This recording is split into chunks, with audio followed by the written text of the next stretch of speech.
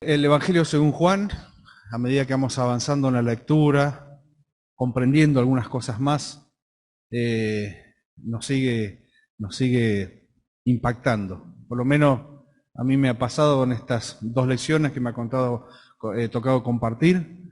El Evangelio según San Juan es impactante por donde lo veamos.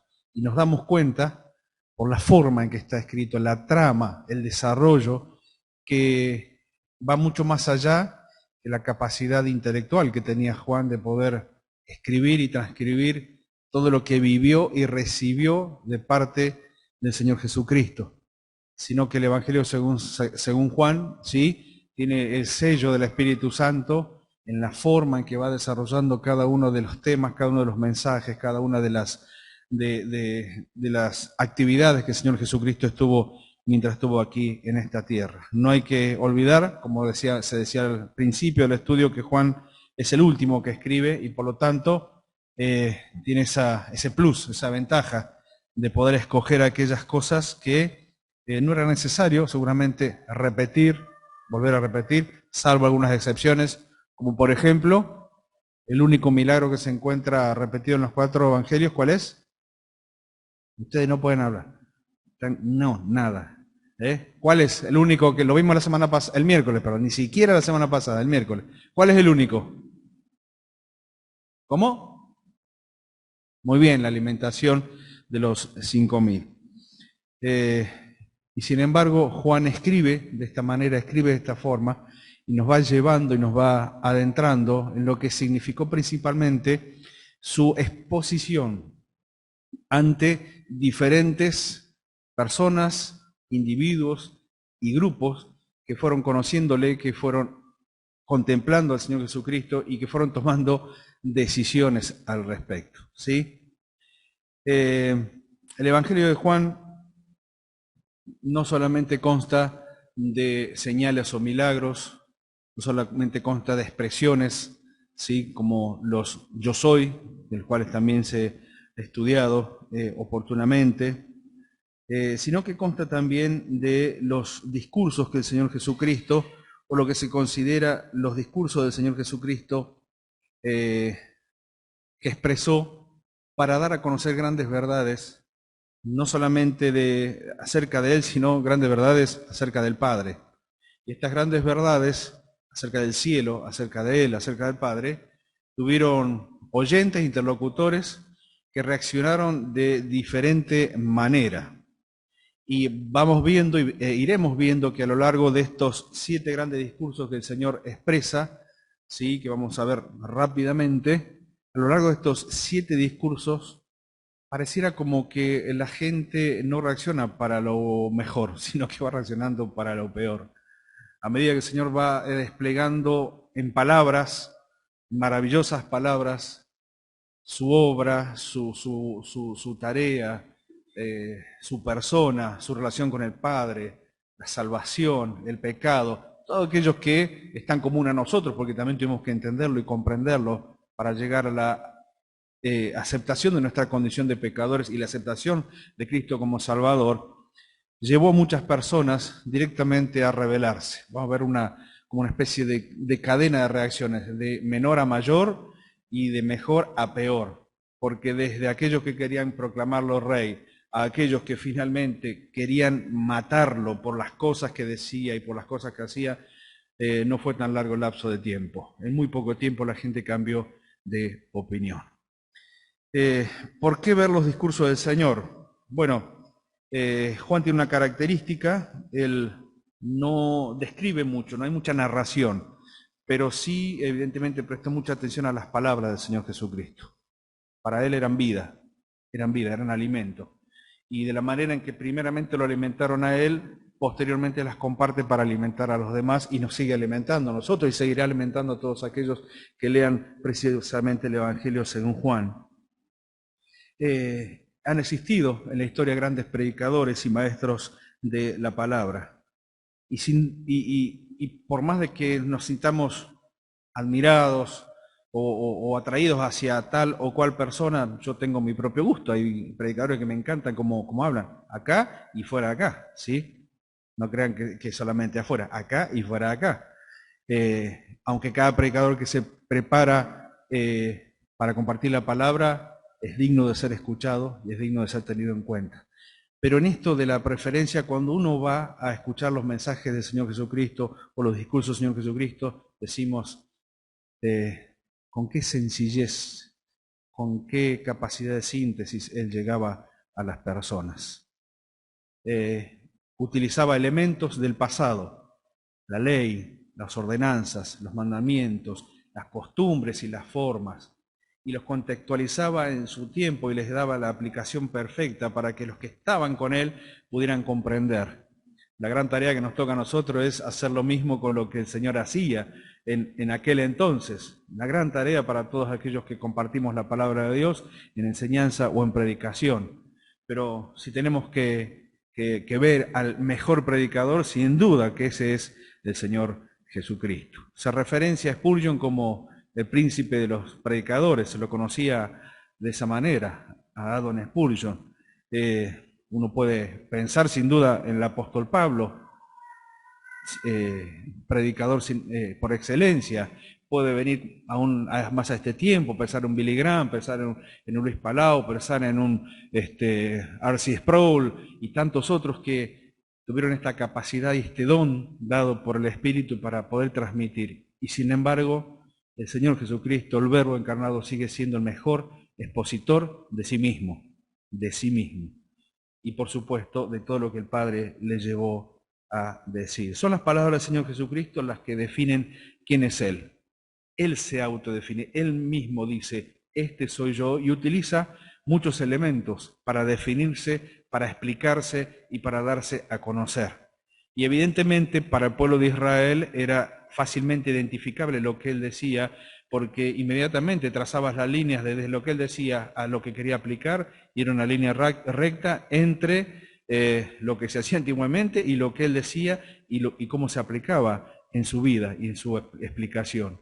Y entonces nos encontramos con que son las palabras del Señor Jesucristo que definen quién es Él, sino también que definen qué es lo que Él quería o a lo que vino a este mundo. ¿Son necesarios los milagros que el Señor hizo para creer en Él? Sí, por supuesto, lo vimos el miércoles. Las señales fueron necesarias, porque de esta manera Él se identificó con el Padre, se identificó con el mismo poder del Padre, se identificó como Dios. Pero evidentemente, aún aquellos que contemplaban los milagros, muchos de ellos no creían. Y entonces el Señor también utiliza, aparte de los encuentros particulares que compartió Osvaldo hace 2 semanas atrás, el Señor utiliza principalmente las palabras, la expresión hablada. Todo lo que Él decía tenía un significado. Lo del Señor no eran palabras vacías, no eran palabras huecas, no eran palabras vanas, eran palabras que tenían un objetivo y que tenían un significado especial. Podemos aprender mucho de los discursos del Señor Jesucristo. Juan identifica 7 de ellos, 7 discursos, y vamos a tratar de verlos rápidamente, ¿sí? Por supuesto no vamos a tener tiempo para explicar absolutamente todo, pero queda el material que va a ser compartido para que sigamos en nuestra casa, Biblia en mano, lapicera, un anotador, ir repasando los puntos e ir enriqueciendo nuestra vida espiritual. Vamos a ver entonces los 7 grandes discursos del Señor Jesucristo. Y el primero que vamos a ver es el que se encuentra en Juan capítulo 4, versículo 31 al 42. Juan 4, 31, 42.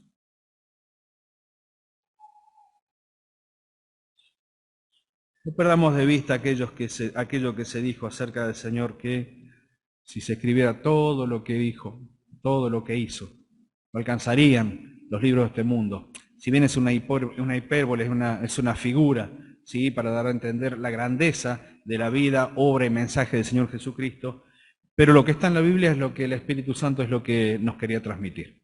Y en eso tenemos que estar tranquilos y no especular en cuánto más nos podía. Seguro que nos podía haber dicho mucho más, pero esto era lo que ellos necesitaban en ese tiempo y lo que nosotros necesitamos en este tiempo.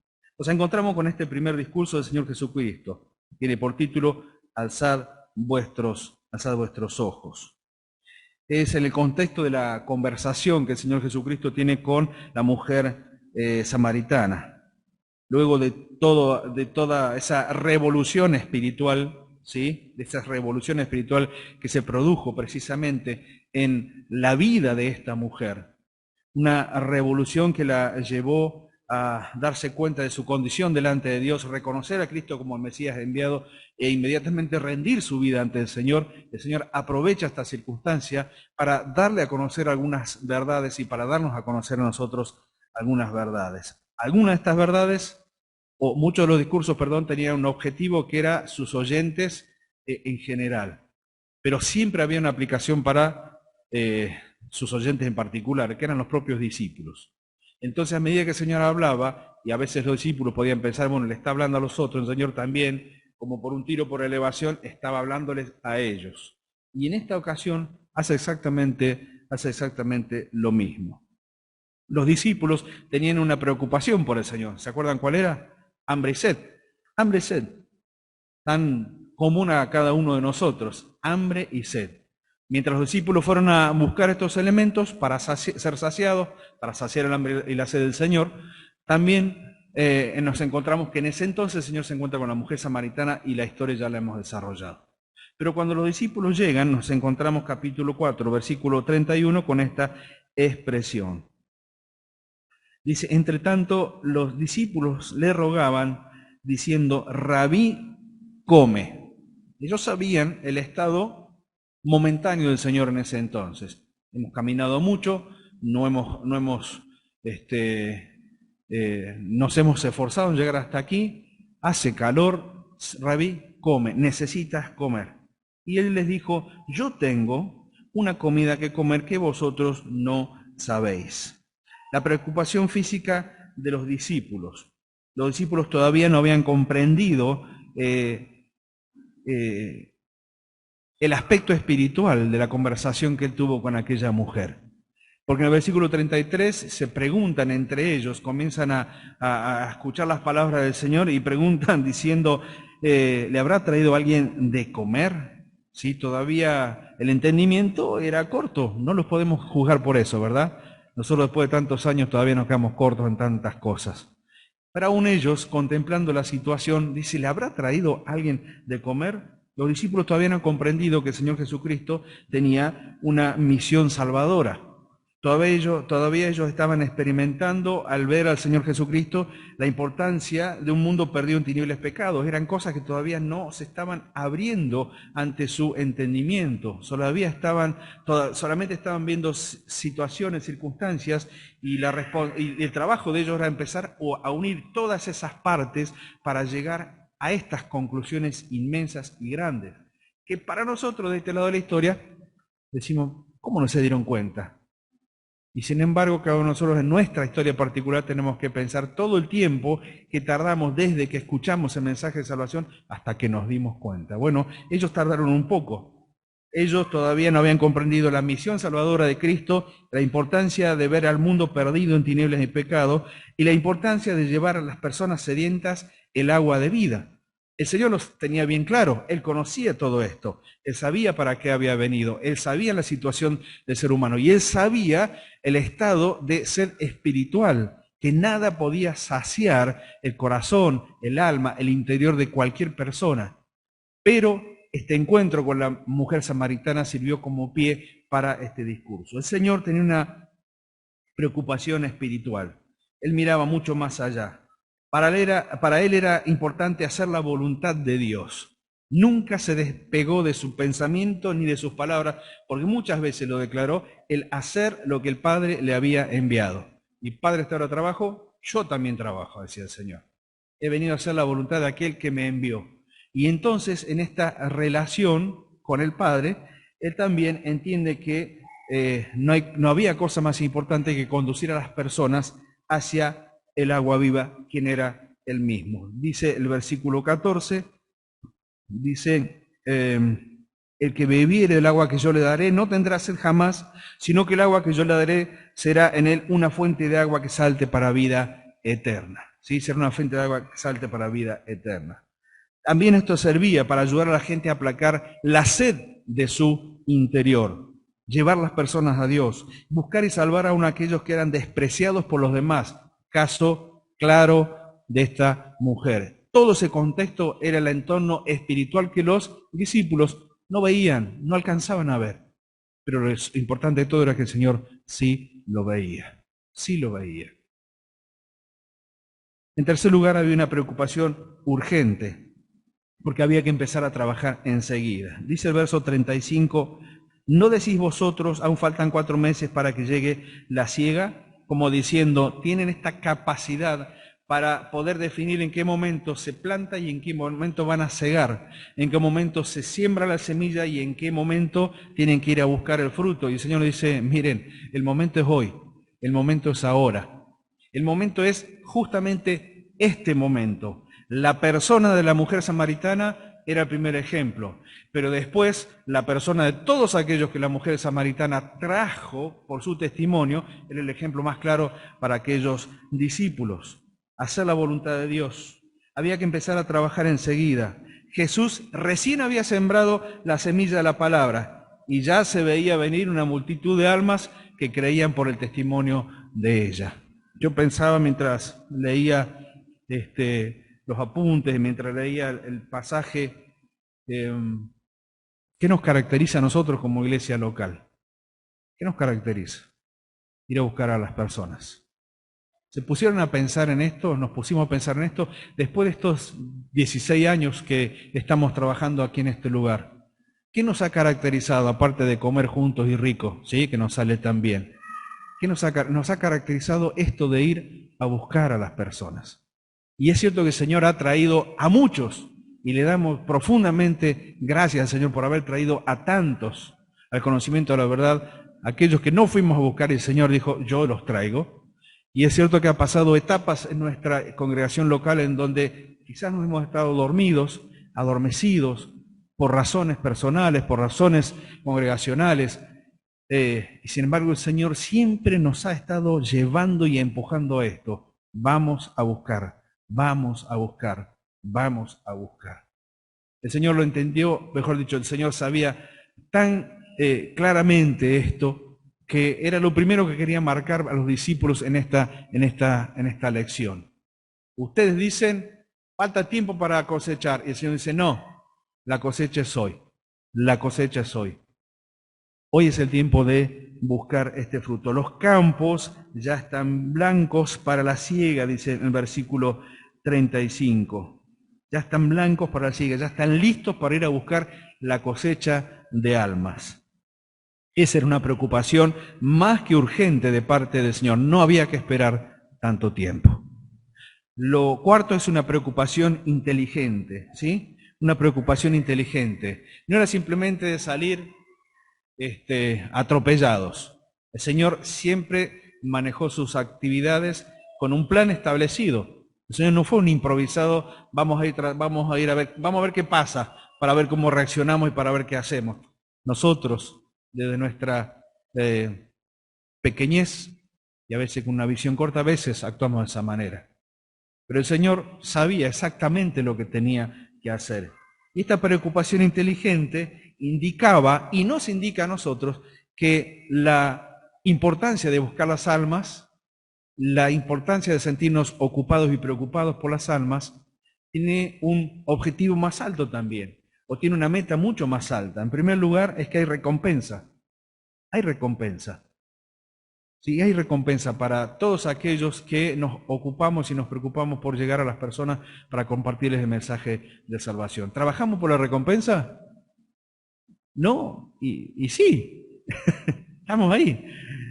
No somos avaros en el sentido de decir, bueno, soy avaro, bueno, voy a competir con mi hermano a ver cuántas, ojalá compitamos y traigamos más personas, en el buen sentido. Pero hay una recompensa. Y eso es un estímulo para nosotros. No trabajamos a la aventura, a ver qué pasa. No, el Señor es un justo pagador de todo aquel siervo que es fiel en su trabajo y en su tarea. Y aparte de la recompensa, la experiencia que el mundo no tiene de que cada vez que compartimos la palabra estamos transmitiendo vida. Estamos transmitiendo vida.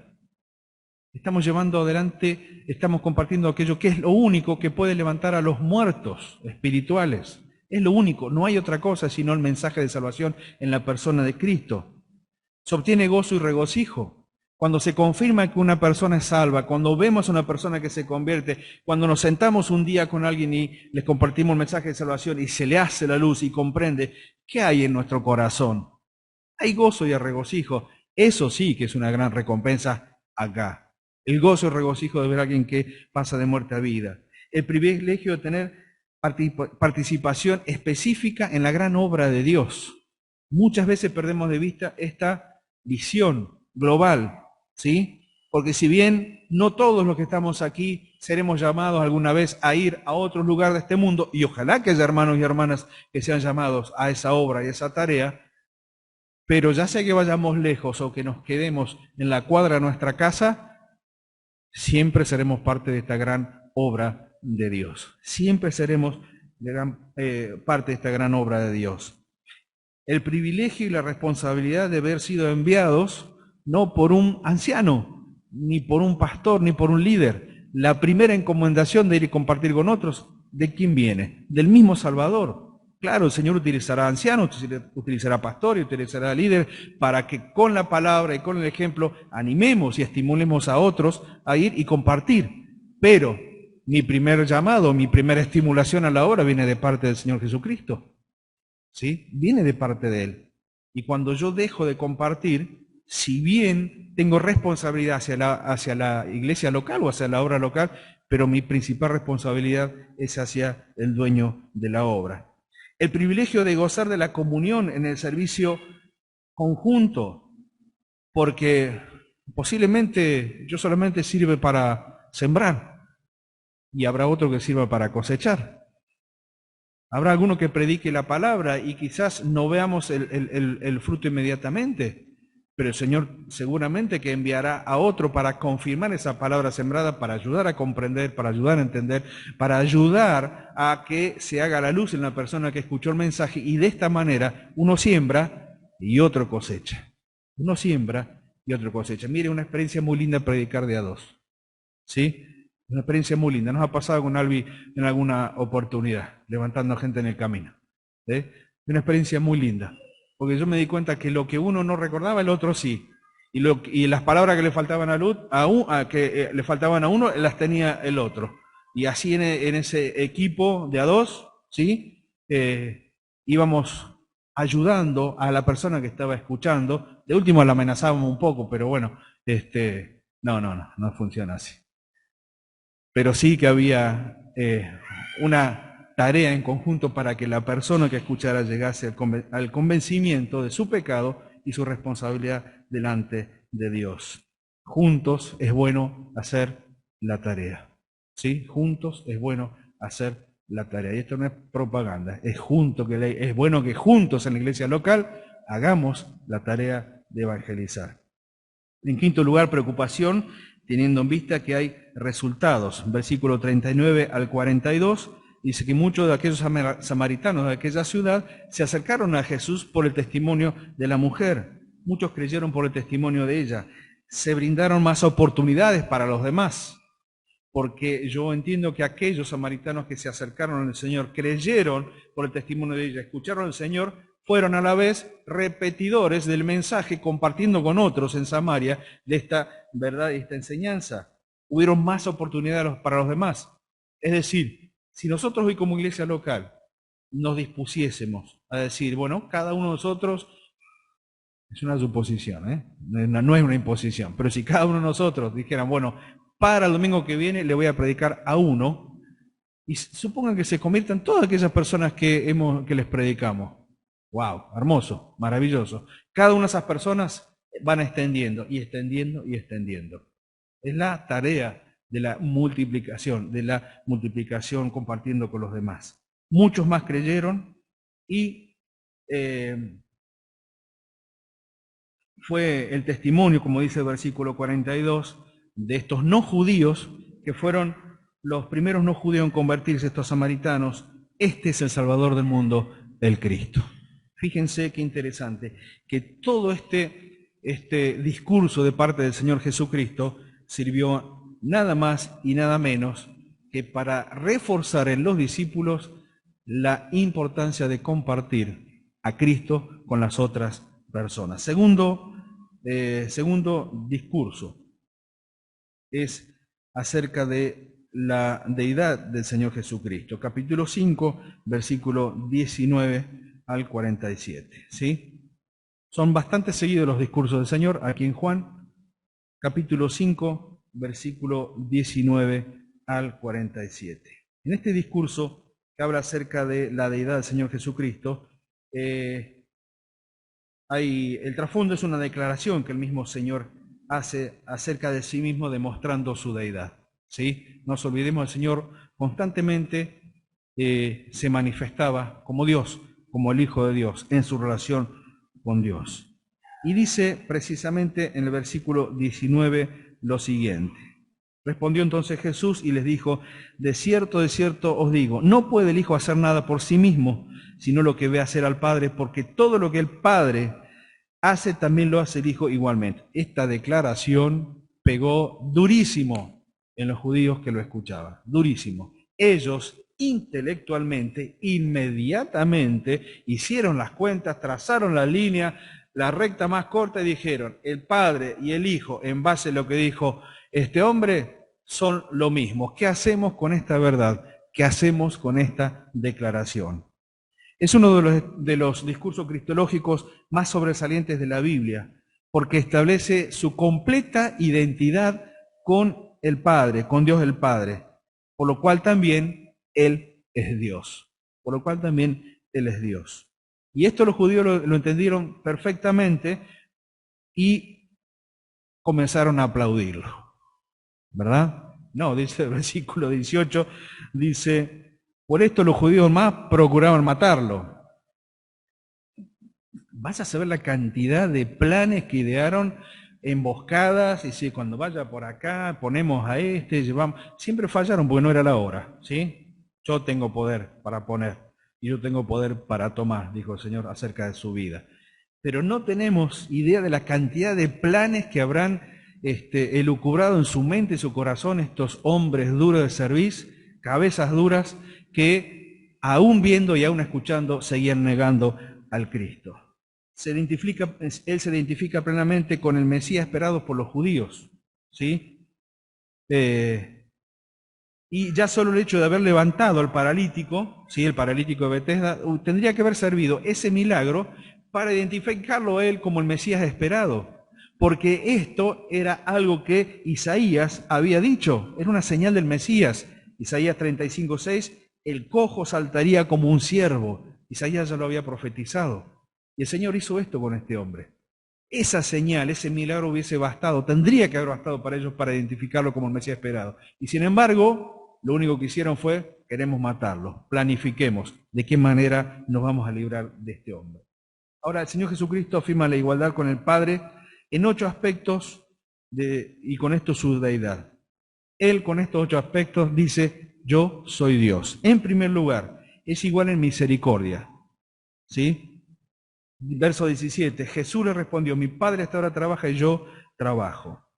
A pesar de que no se podía trabajar en el día de reposo, sí se podía y se debía hacer misericordia. Eso no se podía obviar. Pero aquellos hombres solamente vieron una parte de la situación. No vieron el beneficio para aquel ex paralítico que andaba con su lecho caminando por ahí. No, ellos dijeron y vieron solamente: mal hecho, hizo trabajo en día de reposo, no lo puede hacer. Y no vieron el aspecto de la misericordia del Padre a través de la obra del Hijo. Igual en sus obras, completamente interdependiente del Padre. ¿Era coigual con Dios? Por supuesto. Pero como hijo aquí en la tierra, dependía del Padre en todo lo que tenía que hacer. Tenía la misma voluntad. Y él explica, y él dice que no puede hacer nada sino lo que ve hacer el Padre. No porque le falte poder, sino por ser de la misma esencia, pero principalmente por obediencia. Por obediencia. Igual en la comunicación, versículo 20. Porque el Padre ama al Hijo y le muestra todas las cosas que Él hace, y mayores obras que ésta le mostrará, de modo que vosotros maravilléis. En esta comunicación les está diciendo que Él como Hijo recibe del Padre todas las obras que va a hacer posteriormente, ¿sí? Esta comunicación, nadie tenía esta comunicación con el Padre como la tenía el Salvador. Es igual al Padre en su poder y soberanía, porque da vida. Es igual al Padre en su juicio, porque el Señor Jesucristo, el Hijo del Hombre, es aquel que en definitiva habrá de juzgar a los hombres, ¿sí? Por sus hechos, pero también por sus decisiones. Versículo 23 nos dice que Él es honrado como el Padre y que recibe la misma honra que recibe el Padre. Es el propósito del Padre. No menoscaba el honor del Hijo por el hecho de hacerse hombre, sino que por la misma obediencia del Hijo, el Padre da testimonio y lo hace en dos situaciones, diciendo, este es mi Hijo amado, en el cual tengo complacencia. No menoscaba el honor de su Hijo. Aunque siendo Dios se hizo hombre, nunca menoscabó el honor de su Hijo. Igual en regenerar y de dar vida eterna. El que oye mi palabra y crea al que me envió, tiene vida eterna, y no vendrá condenación, mas ha pasado de muerte a vida. El que oye mi palabra y cree al que me envió. El que me oye a mí cree al Padre. Mismo nivel, capacidad de regenerar, capacidad de dar vida eterna. Y por último, versículo 26, porque como el Padre tiene vida en sí mismo, así también ha dado el Hijo el tener vida en sí mismo, igual en existencia propia. De esta manera el Señor, después del milagro del paralítico de Betesda, y después de las amenazas y de las ganas de matarlo que tenían aquellos detractores de Él, ¿qué es lo que hace? El Señor le dice, bueno, si no me creen por las señales, ahora me van a tener que creer por la declaración y por mis palabras, pero no solamente por eso, sino por mi relación con el Padre. Pero también el mismo Señor Jesucristo entiende y sabe que de acuerdo a la ley, toda declaración tenía validez con por lo menos 2 testigos, ¿sí? 2 testigos. Toda declaración expuesta para ser evaluada tenía validez de parte de jueces o de parte de oyentes si había 2 testigos que avalaran que lo que estaba diciendo él era verdad y tenía razón. Y el Señor, entonces, ¿qué hace? No les da 2 testigos, sino que le da 4. 4 testigos le da. ¿Y qué es lo que les dice? Que por ser quien era no necesitase de testigo, por una cuestión legal, él comienza a enumerar a cada uno de ellos. ¿Sí? A cada uno de ellos. En primer lugar, el testigo, que es Juan el Bautista, versículo 33 al 35. Dice, vosotros enviasteis mensajeros a Juan, y él les dio testimonio de la verdad. Pero yo no recibo testimonio de hombre alguno, más digo esto para que vosotros seáis salvos.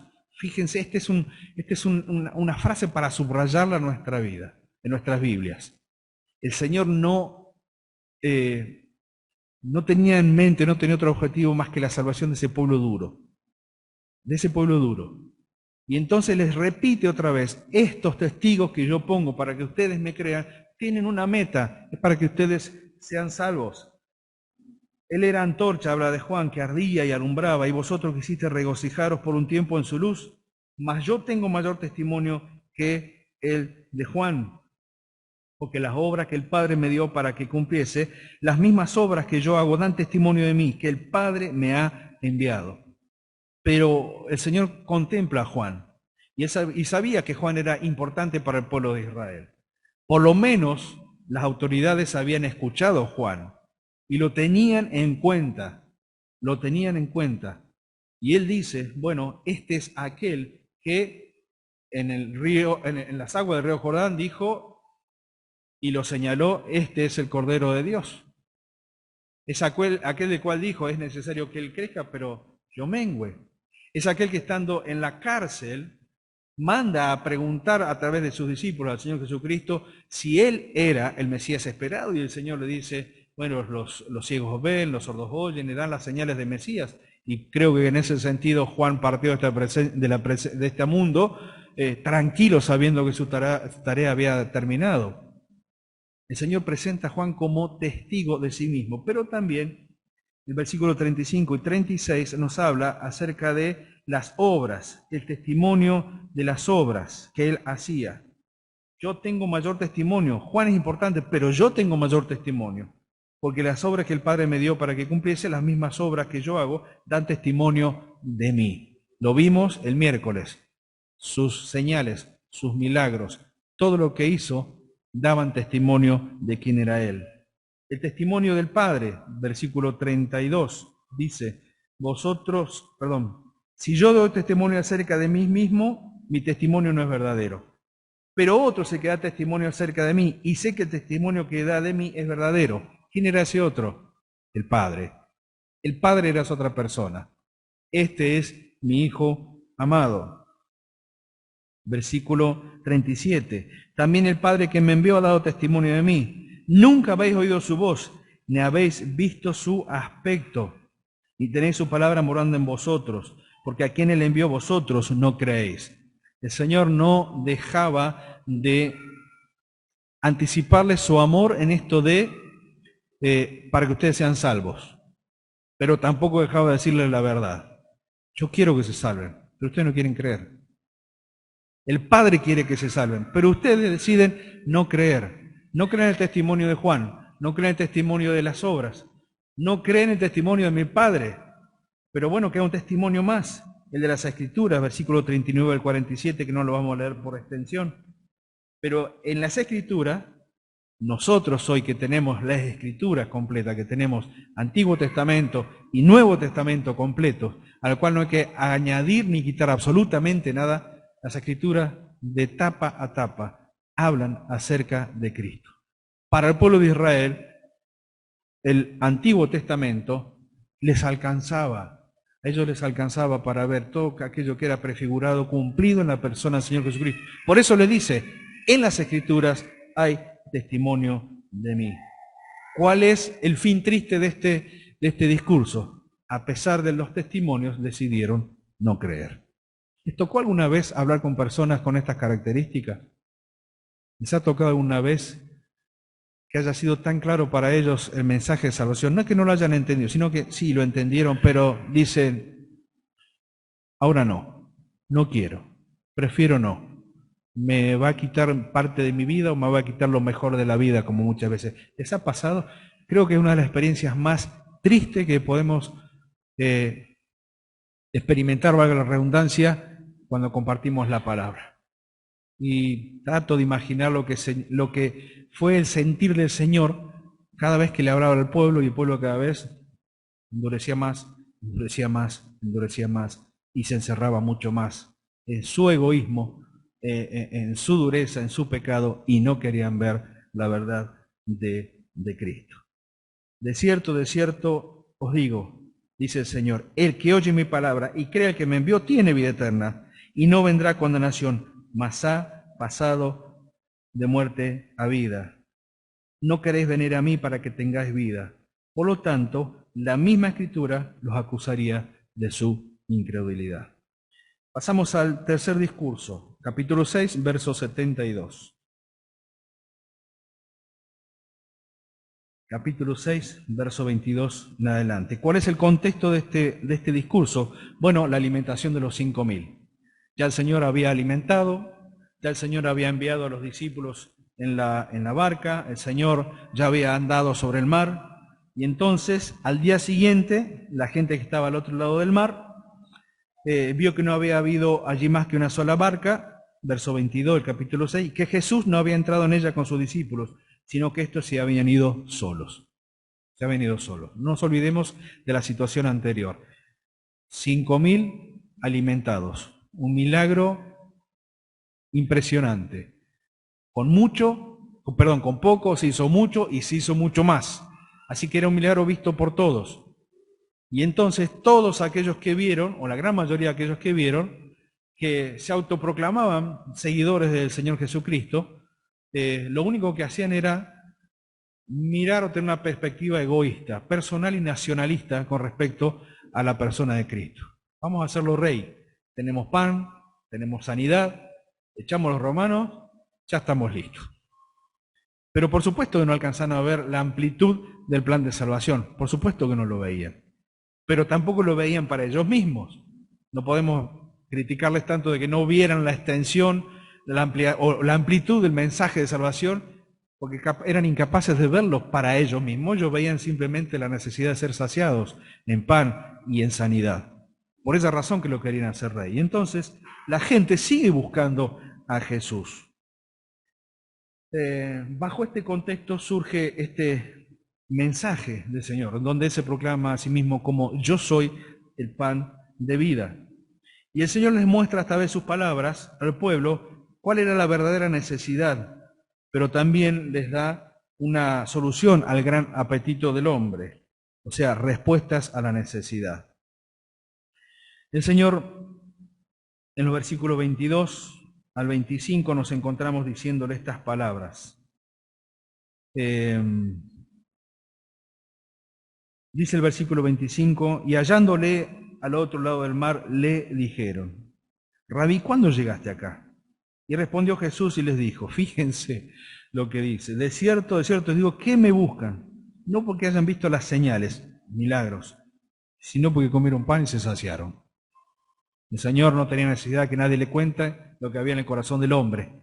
Él contempló esta multitud y les dijo directamente, ustedes no me siguen a mí porque me creen, me siguen a mí porque simplemente quieren ser saciados todos los días de su vida. Y el Señor les marca que lo primero que tiene que hacer ellos es reconocer su necesidad. Tiene que reconocer los motivos corruptos por los cuales sigue a Cristo. En este sentido, creo que la Iglesia también tiene que tener esta claridad para ayudar a las personas que vienen, para que no crean que el hecho de venir a una iglesia o de congregarse en una iglesia los hace inmediatamente, automáticamente, en seguidores de Cristo. Nadie que concurra a una iglesia por concurrir es un seguidor de Cristo. Podrá ser un seguidor de un bienestar, de una comunidad, de una buena relación, de un buen trato, de una buena aceptación, de un buen tiempo de camaradería, pero hasta que no pida perdón por sus pecados no es un seguidor de Cristo. Y en esta noche, si hubiere alguien así, en esta condición, pensando que por el hecho de venir a las reuniones o acompañar a la iglesia en las reuniones, ya es un seguidor, un discípulo, un cristiano, quiero decirle lo mismo que les decía el Señor. Ustedes vienen por el beneficio de estar aquí juntos, pero les está faltando lo más importante, reconocer que la necesidad espiritual solamente puede ser saciada por aquel que conoce profundamente tu vida, pero principalmente tu pecado. El Señor le habló con crudeza, puede ser, pero le habló realmente a las personas que le dijeron, Señor, ¿dónde estabas? Como diciendo, te queremos ser rey, te nos está escapando. Y el Señor dice, no, paren, yo no quiero ser rey en este momento. No es mi tiempo, no es mi momento, pero el problema que ustedes tienen es que comprenden mal que la necesidad que ustedes tienen es principalmente espiritual. Y en este sentido, toda la iglesia en conjunto tenemos que bogar y trabajar en esto. Ayudar a las personas que no se confundan, que no crean que por el hecho de venir ya lo son. Ya son hijos de Dios. No es así. Hijo de Dios aquel que pide perdón por sus pecados. Hijo e hija de Dios aquel que acepta la obra de Cristo en su favor en la cruz. Hijo de Dios aquel que se arrepiente y confiesa y recibe a Cristo, a Jesús como su Salvador. La fuente que sacia la necesidad del hambre, bueno, la gente está buscando pruebas de la veracidad de cuál es esta fuente. Dice el versículo 30 y 31. Dice, le dijeron entonces, fíjense cómo de seguirlo y querer proclamarlo rey, ahora empiezan a discutir con él. Fíjense lo que dicen. Le dijeron entonces, ¿qué señal pues? ¿Qué señal? Les había dado de comer hace un tiempito, el día anterior. Le dice, ¿qué señal pues haces tú para que veamos y te creamos? ¿Qué obra haces? Imagíname, Señor, habrá hecho. ¿Qué obra haces? Nuestros padres comieron el maná en el desierto, ya están haciendo comparaciones, ¿no? Como está escrito. Pan del cielo les dio a comer y Jesús les dijo, de cierto os digo, no os dio Moisés el pan del cielo, sino que fue Dios el que lo dio. Mi Padre os da el verdadero pan del cielo, porque el pan de Dios es aquel que descendió del cielo y da vida al mundo. Le dijeron, Señor, vamos de nuevo, tenemos hambre otra vez, danos de ese pan. Miraban su estómago, pero no miraban su alma. Miraban sus estómagos vacíos, ya habían pasado horas del día anterior, tenían hambre de nuevo, danos de ese pan. Y Jesús le dijo, yo soy el pan de vida, el que a mí viene nunca tendrá hambre, y el que en mí cree no tendrá sed jamás. Mas os he dicho que aunque me habéis visto, no creéis. No había necesidad de que nadie le cuente, él sabía lo que había en el corazón del hombre. Reciben de boca del Señor la confirmación de que Él es el pan de Dios. La gente recibe de su boca la solución a su necesidad. Dice, yo soy el pan de vida, el que come de mí. Por supuesto que es una figura literaria y está hablando acerca de lo que puede alimentar su vida, su relación con Cristo como el Mesías esperado, pero también como el Salvador. Pero dice en el versículo 36, más os he dicho que aunque me habéis visto, no creéis. La gente rechaza la solución. ¿Les parece conocido esto? Claro, hoy también sigue pasando. Sigue pasando y sigue sucediendo. Muchas personas han pasado por la iglesia local aquí con problemas, dificultades, situaciones difíciles. Se les ha hablado la verdad, porque se habló con la Biblia. Y muchos se fueron porque no quisieron creer. Gracias al Señor, muchos se quedaron. Mucho más gracias al Señor, muchos hoy están aquí en este día. Sin duda que es para darle gloria a Él. La seguridad del creyente son el Padre y el Hijo mismo. Seguridad por la predestinación o por la elección. No vamos a meternos de lleno en este tema, simplemente vamos a decir que en esta elección, que es doctrina de la palabra, hay seguridad. El Señor escogió, nos buscó. Seguridad por la promesa del Señor Jesucristo. Versículo 37. El que a mí viene, no lo echo fuera. Nadie podrá decir jamás que se fue porque el Señor no lo quiso recibir. En la eternidad jamás nadie podrá levantar la mano y decir, un día yo quise. No, nadie. Porque el que a Él va, el Señor no echa. Seguridad por la obediencia del Señor Jesucristo al Padre. 38. Esta es la voluntad del Padre, el que me envió, que de todo lo que me diere no pierda yo nadie, sino que lo resucite en el día postrero. El Señor obedece.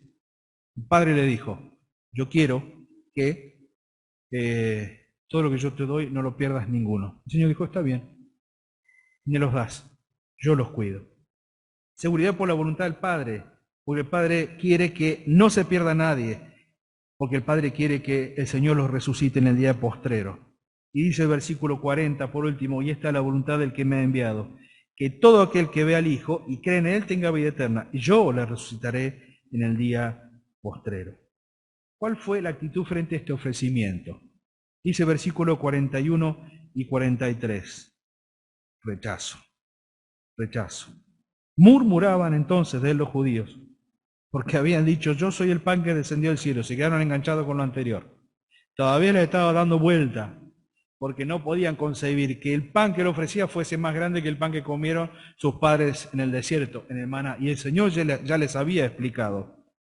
Y decían, ¿no es este Jesús? Miren cómo empiezan a intentar denigrarlo a él y a menoscabar su persona. ¿No es este Jesús, el hijo de José, cuyo padre y nosotros conocemos? ¿Cómo pues dice este del cielo he descendido? Y Jesús respondió y les dijo, no murmuréis entre vosotros. Esta tiene que haber sido una situación tensa. Si vieron esa situación que dice que se corta, ¿cómo que dice? ¿Cómo es la expresión? Que se corta con un cuchillo, ¿sí? Esa situación tensa que si vos pinchás, explota. Esto tiene que haber sido una de esas situaciones.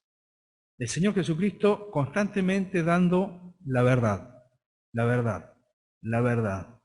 Los oyentes rechazando, rechazando, rechazando. Un clima pesado, porque el Señor no dejó de decir la verdad y los oyentes no dejaban de rechazar. Hasta este punto en donde ellos, entre ellos, comenzaron a hablar inclusive mal de Él. Y entonces el Señor se dice, muchachos, no murmuren. No murmuren entre ustedes. Ninguno puede venir a mí si el Padre que me envió no le trajere, y yo le resucitaré en el día postrero. Les confirma lo que le había dicho anteriormente. Los religiosos lo cuestionaron, lo rechazaron, y la verdad es que las personas deben ser traídas por Dios. Y uno dice, ¿cómo traídas por Dios? ¿Acaso no somos llamados a buscar? Bueno, pero esas son las buenas obras que el Señor preparó de antemano. El Señor ya preparó esas buenas obras. Nosotros tenemos que ir a buscar a aquellos que el Señor trae. Las personas tienen que creer en el pan vivo que descendió del cielo y suple todas estas necesidades, Cristo mismo. ¿Por qué motivos se rechaza el pan de vida? ¿Por qué motivos se sigue rechazando aún hoy esta enseñanza, este mensaje? Versículo 60, rápidamente. Al oírlas. 59 dice, estas cosas dijo en la sinagoga enseñando en Capernaum. Al oírlas. Muchos de, ¿quiénes? ¿Quiénes dice? Sus discípulos. Discípulo no es simplemente aquel que dice voy a seguir. Discípulo es aquel que se produce un cambio en su corazón. Y ese cambio solamente se produce por la salvación, por creer en el Hijo de Dios. Muchos de sus discípulos dijeron, dura es esta palabra, ¿quién la puede oír? ¿Quién la puede oír? Y sabiendo Jesús sí mismo que sus discípulos murmuraban de esto, le dijo, ¿esto les ofende a ustedes? Muchos discípulos volvieron atrás, unos pocos se quedaron reconociendo quién era el Señor, inclusive en ese grupo uno estaba dispuesto a traicionarlo. Así que fíjense qué impactantes que fueron estas palabras. Alguien expresó que esta situación fue como una divisoria de aguas. ¿Saben lo que es una divisoria de agua? Es un límite natural, una montaña, por ejemplo, una divisoria de agua, donde el río corre para un lado o corre para el otro de acuerdo a la pendiente que tenga. Pero no pueden correr cruzados. Esa situación lleva uno para un punto o lleva otro para el otro. Esta situación fue una divisoria de aguas y sirvió, por así decirlo, para depurar a aquellos que decían ser sus discípulos. Dura palabra es esta, bueno, pero es palabra de Dios. Y a veces la iglesia tiene que decir estas palabras duras, con amor, por supuesto, pero con firmeza y con verdad. Y a veces cuando uno expone de esta manera el mensaje, no endulzándolo ni agregándole aquellas cosas que la misma palabra no dice, sino diciéndolo con amor y en verdad, muchas veces las personas deciden y dicen, esto no es para mí, porque me implica sacrificio, me implica abandonar, me implica decidir y me implica elegir por un bien que hoy por hoy yo no estoy dispuesto a pagar. Y muchos deciden irse. Y hoy en la actualidad sigue sucediendo. Cuarto mensaje. Capítulo 7, verso 37. Vamos a ir más rápido. No vamos a alcanzar a dar todo, pero vamos a llevarlo más rápido. 7, 37, 39. Discurso sobre los ríos de agua viva. ¿Cuál es el contexto? Bueno, es importante tener el contexto o entender el contexto de esto.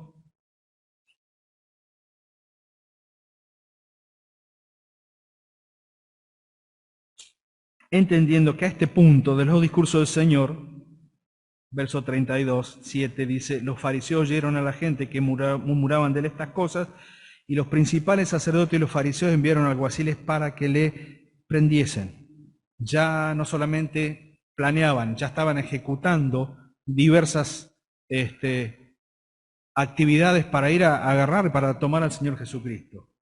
Y creo que en este sentido el Señor entendió claramente, por supuesto, que lo entendía, pero él sabía claramente que era el momento de no callar y de avanzar, porque las consecuencias ya eran sabidas por él. Lo iban a prender y lo iban a matar en una cruz. Ella lo sabía. Y por lo tanto, a partir de este momento el Señor afirma cada expresión y afirma su mensaje. Ríos de agua viva. Este era el último día de la gran fiesta de los tabernáculos. Y en esta fiesta los israelitas hacían ramadas bajo las cuales vivían durante una semana recordando el peregrinar en el desierto y también gratitud por la cosecha que se recogía. Desde hace unos siglos había una costumbre y entonces el sumo sacerdote se acercaba hasta el estanque de Siloé, llevaba un recipiente de oro lo llenaba de agua y entonces lo llevaba hacia el templo. Y cuando llegaban al atrio, el pueblo recitaba Isaías capítulo 12, versículo 3, que dice: sacaréis con gozo agua de la fuente de salvación. Luego en el templo los sacerdotes marchaban con el recipiente alrededor del altar, y mientras tanto el coro cantaba los salmos 113 al 118. Luego el agua era derramada en el altar, y toda esta ceremonia o simbolismo era para demostrar la gratitud a Dios por haber enviado la bendición del agua, de la lluvia, del rocío tan necesario para conseguir abundante cosecha. Ahora, el Señor utiliza este hecho porque dice que en el último gran día de la fiesta, 7:37, me imagino la cara de los sacerdotes, pero dice que en el último gran día de la fiesta el Señor se puso de pie, todos lo estaban mirando. Ya se había hecho toda la ceremonia del jarrón de oro, y en el último día el Señor solo voz diciendo: si alguno tiene sed, venga a mí y beba. Ay, ay, ay, qué golpe al ego para los sacerdotes. Porque ellos creían que con esa ceremonia que hacían anualmente, cumplían delante de Dios, y sí, le daban gracias de alguna manera, ceremonialmente hablando. Pero el Señor miraba más adentro, y desde el sumo sacerdote hasta el último prosélito, el Señor sabía que lo que menos tenían era vida en sí mismo, que la vida de ellos se iba secando, que era como un río seco, un pozo sin contenido. Y entonces el Señor le dice: miren muchachos, si alguno tiene sed, venga a mí y beba. Les habla acerca de una necesidad. Hermoso pasaje para armar un bosquejo de predicación, una necesidad. Si alguno tiene sed. Es decir, que el Señor no solamente se lo dice, sino que los anima a que se miren a sí mismos y se pregunten: ¿lo que vivo me satisface? ¿Lo que obtengo me sacia? ¿A lo que llego llena mi vida, mi alma? ¿Puedo irme a dormir a la noche tranquilo sabiendo que está bien con mi alma, está bien como cantamos en nuestros himnos? También una invitación: venga, venga. El Señor está allí, se pone de pie en medio de toda la ceremonia y dice: venga. Le marca un rumbo, una dirección: venga a mí. Pero no, estamos haciendo la fiesta de los tabernáculos: venga a mí. Está sumo sacerdote: venga a mí. Me está mirando todo el pueblo: venga a mí, dice el Señor. Pero también le dice, le marca una satisfacción: venga y beba. El sentido es similar a venga y coma, que vimos anteriormente. Comer y beber de la persona de Cristo es alimentarse de Él y ser saciados. La condición, el que cree en mí, la forma, como dice la Escritura, la bendición, de su interior correrán ríos de agua viva, y la fuente es el Espíritu Santo. Fíjense cómo en pocas palabras el Señor los va impactando y va impactando su forma religiosa de vivir, y les va aplicando estas verdades que conocían por la Escritura, ¿sí? Porque esa es la forma, como dice la Escritura, pero que jamás habían aprendido a aplicar en su propia vida. Se acostumbraron a la ceremonia, a la forma de hacer, pero no veían lo más profundo de esto. Capítulo 8, versículo 12 al 58, nos encontramos precisamente con el otro aspecto, porque no solamente es importante el río de agua viva, sino también que habla acerca de la luz y la libertad. ¿Cuál es el contexto? Bueno, como el mensaje anterior, el Señor Jesucristo aprovecha el ritual de esta fiesta de los tabernáculos para darse a conocer como la luz del mundo.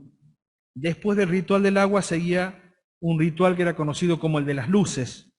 Durante la fiesta se encendían 4 grandes lámparas en el patio de las mujeres, y bajo esta luz, que quedaba encendida toda la noche, el pueblo festejaba con danzas, cánticos y alabanzas mientras sostenían antorchas en sus manos.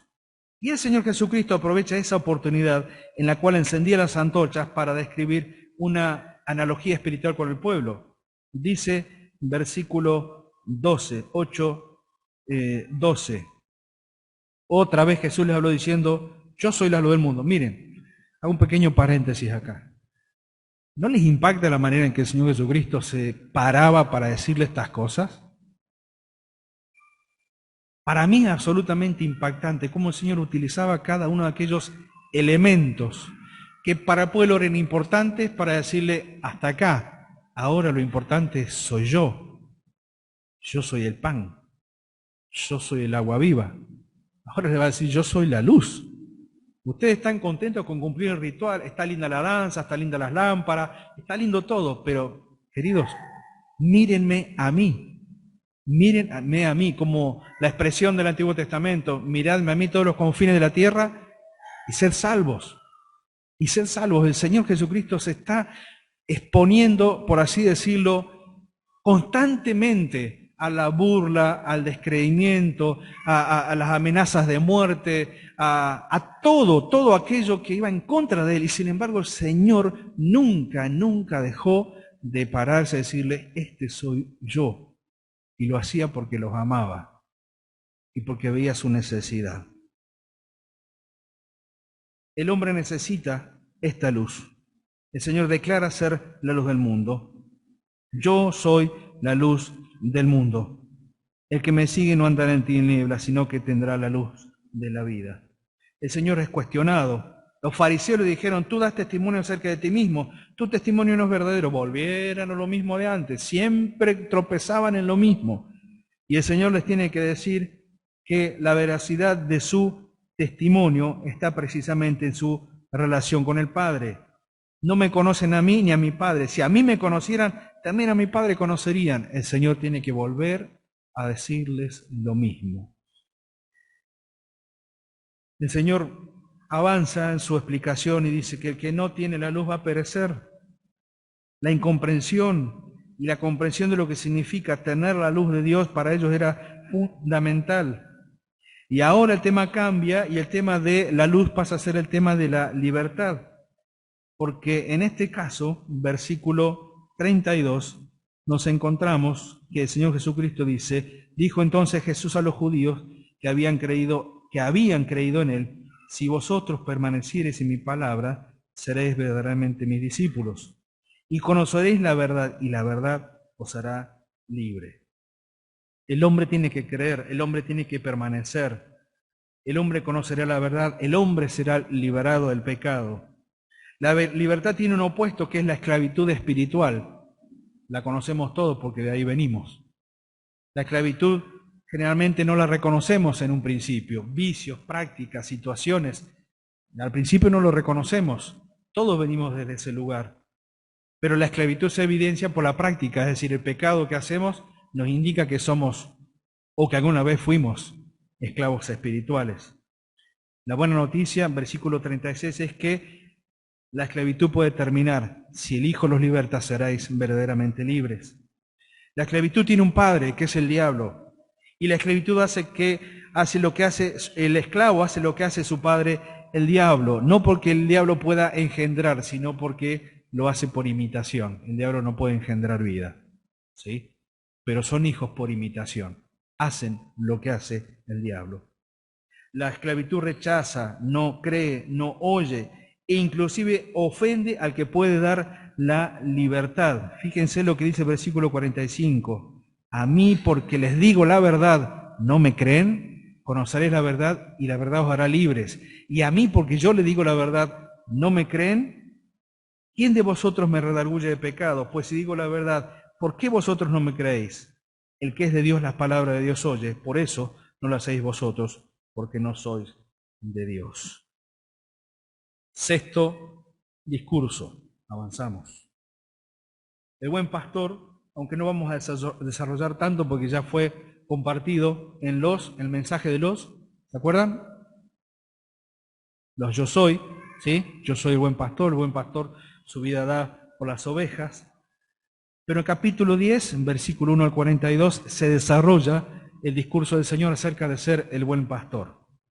El Señor dice aquí que existen falsos pastores, que no entran por la puerta, saltan, son ladrones. Se vio en todos los tiempos. En forma literal, los pastores que cuidaban las ovejas y tenían que cuidarse no solamente de las bestias del campo, sino que tenían que cuidarse de aquellos que no entraban por la puerta, sino que saltaban por el redil, normalmente eran bajitos, saltaban. El Señor sabía de qué estaba hablando. Y entonces dice, bueno, en este tiempo, contemporáneamente hablando, en el momento en que dice esto, dice, hay falsos pastores. Y esa historia se ha repetido hasta el día de hoy, se va a repetir constantemente acerca de la existencia de falsos pastores. Aquellos que no llevan por el buen camino al redil, sino que se aprovechan del redil. Y entonces el Señor dice, existe un pastor que es verdadero, que es conocido por el portero, aún más conoce las ovejas por su nombre, y conduce y pastorea las ovejas. La contrapartida de esto es que la oveja conoce la voz del pastor, sigue al pastor y huyen de las voces extrañas. Esto nos ejemplifica a nosotros como redil, ¿sí? La iglesia como redil de Cristo. Y para que nosotros podamos conocer la voz del pastor, ¿qué tenemos que hacer? El ABC de nuestra vida cristiana. ¿Cuál es? Leer la Biblia. Leer la Biblia. Si yo no leo la Biblia, no conozco la voz. Y entonces, si yo no conozco la voz, cualquier voz me va a parecer oportuna y propicia para seguirla, porque no me acostumbré a escuchar la voz del pastor. El pastor es la puerta para las ovejas, el pastor es la salvación para las ovejas, y él dice precisamente en el versículo 25 al 29, en primer lugar, que él es el Mesías, que es uno con Dios, que es el Hijo de Dios, que Él está en Dios y Dios está en Él, y por causa de esto, versículo 39 al 42, dice que muchos creyeron en Él. Muchos creyeron en Él allí. Por fin, después de tanto enseñar, muchos creyeron en Él. Llegamos al último discurso. Y simplemente ya para ir terminando, ¿cuántas veces hemos leído estos pasajes? ¿Cuántas veces? ¿Cuántas veces? Y yo entiendo que todo depende con la actitud que leamos estos pasajes. Todo depende con la actitud que vayamos a estos pasajes. Me pasa muchas veces que a veces voy a leer un pasaje de la Escritura y lo leo y es como que no me sale nada, ¿no? ¿Y saben por qué me sucede? Porque escuché o he leído tantas cosas de otro que no permito que la Biblia me hable. Esa es una dificultad con la cual hay que luchar. Eso no quiere decir que no leamos comentarios, que no buscamos buenos expositores, de que no escuchemos la explicación que se da desde el púlpito de la palabra de Dios, pero nada de eso tiene que apagar ni opacar lo que la Biblia misma nos dice en este sentido. ¿Cuántas veces leímos estos mensajes? Muchas veces. Hermanos, los vamos a seguir leyendo hasta que el Señor nos venga a buscar o hasta que vayamos a su presencia. Vamos a seguir leyendo. Y quiera el Señor que nos siga dejando y nos siga impactando las palabras de Él. Último discurso. La hora ha llegado. Capítulo 12, versículo 20 al 50. El Señor ya hizo su gran entrada triunfal en Jerusalén. Está en Jerusalén. Y evidentemente su fama ha crecido, para bien y para mal, por así decirlo. Para mal porque muchos de sus discípulos lo abandonaron. Para bien porque aún extranjeros querían escuchar acerca de él. Dice el versículo 20, había ciertos griegos entre los que habían subido a adorar en la fiesta. Y estos pues se acercaron a Felipe y le dijeron que quisiéramos ver a Jesús. Felipe se lo dijo a Andrés. Andrés y Felipe se lo dijeron a Jesús. Y Jesús le respondió diciendo, ha llegado la hora para que el Hijo del Hombre sea glorificado. Interesante, porque no les dice, tráiganmelos, vamos a hablar con ellos. Sino que el Señor sabía que era el momento en donde la hora sería lo que convencería o no a todos aquellos que lo viesen morir en la cruz y posteriormente resucitar de entre los muertos. La expresión la hora es un símbolo constante de la muerte del Señor Jesucristo. Muchas veces el Señor habló acerca de esta hora, una hora conocida en la eternidad, una hora conocida antes de la fundación de este mundo, una hora sabida y conocida antes de que el Señor contemplara su creación y expresara con amor eterno te he amado, por lo tanto te tendí mi misericordia. Esa hora estaba en el plan de Dios y esa hora faltaba poco tiempo para que se cumpla. Desechados por los religiosos locales, el Señor es buscado por extranjeros. Y entonces encontramos que cada vez que el Señor hablaba acerca de la hora, lo que hacía era hablar o anticipar tribulaciones, angustias y sufrimientos. La cruz es la gloria del Mesías. La cruz trae fruto. La cruz exige la muerte de uno mismo. La cruz cumple la causa del Señor Jesucristo. La cruz glorifica el nombre de Jesús. La cruz juzga al mundo, el príncipe y al príncipe de este mundo. La cruz atrae a los hombres y la cruz revela al verdadero Mesías. El rechazo y la aceptación o la aceptación, dice en el versículo 39 al 41, ante todo esto que el Señor les explica. Dice, estas cosas habló Jesús, segunda parte del verso 36, se fue y se ocultó de ellos. Pero a pesar de que había hecho tantas señales delante de ellos, otra vez no creían en él. Para que se cumpliese la palabra del profeta Isaías que dijo, Señor, ¿quién ha creído nuestro anuncio? ¿Y a quién se ha revelado el brazo del Señor? Por esto no podían creer, porque también dijo Isaías, cegó los ojos de ellos, endureció su corazón, para que no vean con los ojos y entiendan con el corazón, se conviertan y yo los sanes. Isaías dijo esto cuando vio su gloria y habló acerca de él. Con todo eso, aún de los gobernantes, muchos creyeron en él, pero a causa de los fariseos no lo confesaban para no ser expulsados de la sinagoga, porque amaban más la gloria de los hombres que la gloria de Dios. Miren, la obra del Señor Jesucristo es crucial para todos nosotros. Cuando nosotros predicamos el Evangelio de forma personal, particular o desde el púlpito, lo que estamos marcando es la hora. La hora en que el Señor Jesucristo padecería por nuestros pecados, la hora en que cargaría con los pecados de todo el mundo, la hora en que ocuparía tu lugar y mi lugar en una cruz, la hora, pero también es la hora de la decisión. Es la hora en que todos aquellos que lo contemplaban, lo escuchaban y lo vieron, morir en una cruz y ser resucitado el tercer día, también tuvieron que tomar decisiones, porque aún con esa última señal, la señal del profeta Jonás, muchos decidieron no creer. Muchos decidieron no creer. Miren, hermanos, los no creyentes están cegados, endurecidos, condenados, incurables, no van a ver la gloria de Dios. No verán la gloria de Dios. Los creyentes cobardes no confiesan a Jesús, temen constantemente una pérdida en su vida y les interesa más la aprobación de los hombres que la aprobación de Dios. Los creyentes verdaderos, versículos 44 al 46 de este pasaje, creen en Dios por medio de Cristo, ven a Dios por medio de Cristo y son liberados de las tinieblas por medio de Cristo, la luz del mundo. ¿Cuál es la consecuencia para un no creyente? Es juzgado por las palabras de salvación, porque son mandamientos de Dios y porque son vida y verdad. Ahora, ¿saben qué es lo más impresionante de todo esto? Que nosotros se lo podemos contar a otros. Y eso es impresionante. Nosotros que, de acuerdo a nuestra propia consideración, no valíamos nada, no servíamos para nada, no servíamos para nadie, el Señor nos rescató y nos hizo hijos suyos. Y nos dio esta tarea, este trabajo de decirle siempre la verdad a las personas, porque el Señor nunca les doró la píldora, nunca les dibujó, nunca les pintó un panorama distinto, siempre les habló con la verdad, a pesar, incredulidad, rechazo, insulto, degradarlo como persona, decir, ¿de dónde viene este? Mirá quién es el Padre, mirá, todo esto lo sufrió el Señor, todo, y sin embargo, por amor, se mantuvo firme hasta su hora.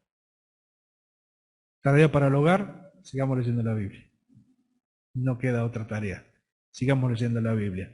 Y quiera el Señor que estos discursos que hemos compartido en este día sean el puntapié inicial, como todo lo que hemos visto hasta ahora en el Evangelio de Juan, para seguir animándonos a crecer espiritualmente y para contarles a otros acerca del Salvador.